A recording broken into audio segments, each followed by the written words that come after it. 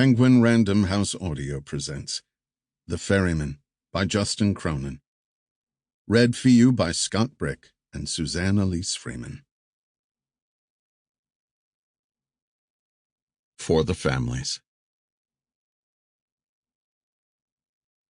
He passed the flaming bounds of place and time, the living throne, the sapphire blaze, where angels tremble while they gaze, he saw, but blasted with excess of light, closed his eyes in endless night. Thomas Gray, The Progress of Poesy. Prologue. Dawn is breaking when she creeps from the house. The air is cool and fresh. Birds are singing in the trees. Everywhere, the sound of the sea, the world's great metronome, beating beneath a velvety sky of diminishing stars. In her pale nightdress, she moves through the garden. Her pace is not hesitant, merely unhurried, almost fond. How like a ghost she must look, this solitary figure floating among the flower beds, the burbling fountains, the hedges trimmed with creases sharp enough to draw blood. Behind her, the house is dark as a monolith, though soon its seaward-facing windows will swell with light. It is not an easy thing to leave a life, a home. The details dig trenches within one. Scents, sounds, associations, rhythms. The creaking floorboard in the upstairs hall. The smell that greets one in the entryway at the end of a day. The light switch that meets the hand without thought in a darkened room. She could have stepped safely among the furniture wearing a blindfold. 20 years. She would have 20 more if she could. It was after dinner that she'd told Malcolm the news. A fine meal, one he loved. Broiled lamb chops, risotto with cheese, asparagus grilled in a film of oil. Good wine. Coffee and small creme pastries for dessert. They had decided to eat outside. It was such a beautiful night. A riot of flowers on the table. The tick-tock of the sea. Candlelight glazing their faces. "You will not know when it happens," she told him. "I will simply be gone." Powerless, she watched him as he absorbed the blow, his face in his hands. So soon? Does it have to be now? "Come to bed with me," she commanded. Her body would say to him the things that words could not. And after, she held him as he wept. The dark hours passed. At last, the lassitude of grief engulfed him. Wrapped in her arms, he slept. Farewell, gardens, she thinks. Farewell, house. Farewell, birds and trees and long, unhurried days. And while I'm at it, farewell to all the lies I've had to tell. She is growing older. All the things a woman can do, she has done.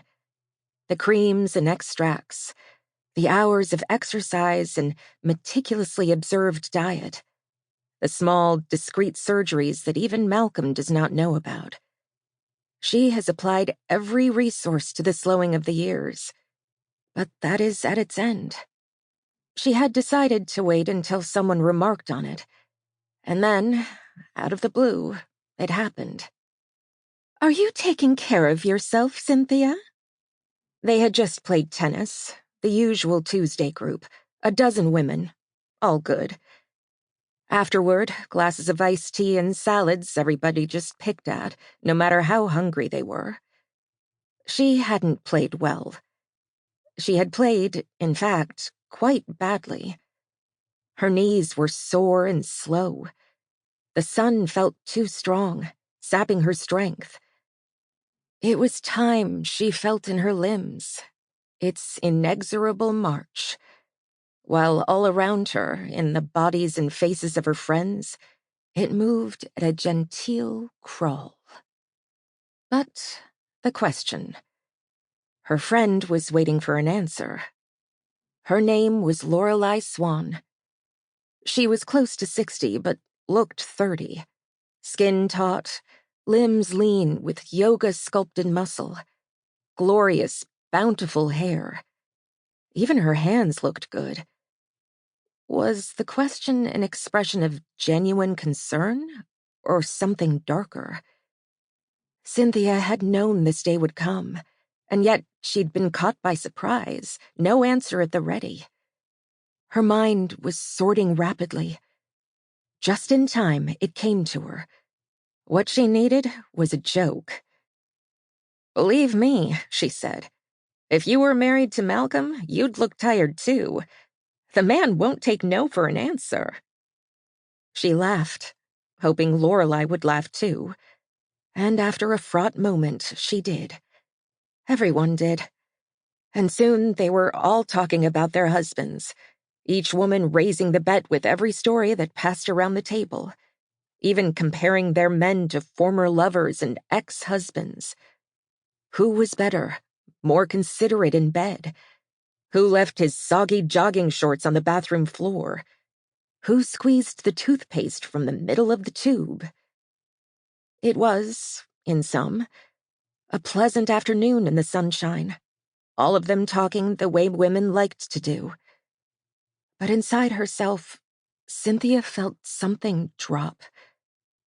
Are you taking care of yourself? The thing that dropped? It was a blade.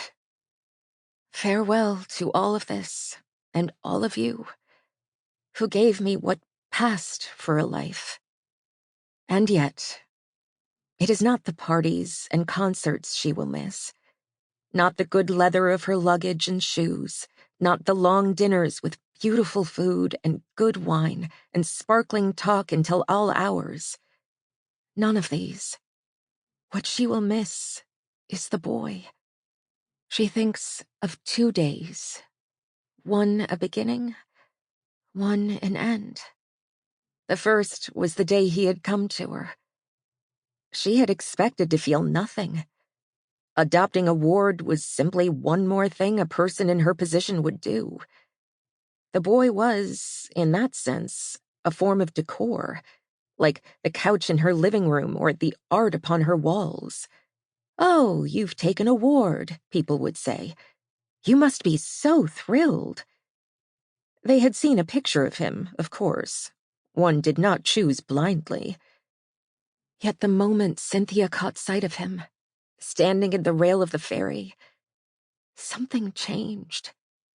He was taller than she had anticipated, at least 6 feet, his height amplified by his neutral, poorly fitting clothing, rather like pajamas or a doctor's scrubs. Though the wards were staring over the rail with a kind of unfocused blankness, he alone was looking about, taking in the sight of the crowd and the buildings of the city and even the sky, tipping his head upward to feel the sun on his face. His haircut, she saw, was awful. It looked like a blind man had done it. That was something she'd have to see to right away, getting the boy a proper haircut. "Do you think that's him?" her husband said to her, and when she failed to answer, he addressed the adoption agent who had accompanied them to the ferry. "Is that our son?" But Cynthia absorbed this conversation only vaguely. Her husband's voice, the buzz of the crowd, the sun and sky and sea, all seemed to pale by comparison to the sudden, vivid reality of the boy. Questions rose in her mind. What food would he like to eat? What clothes to wear? What music to listen to? What books to read? And what was this sudden impulse to wonder about these things? He was a presence produced entirely by paperwork. So why did she feel a rush of sudden tenderness toward this arbitrary being? The ferry completed its last maneuver. Sample complete. Ready to continue?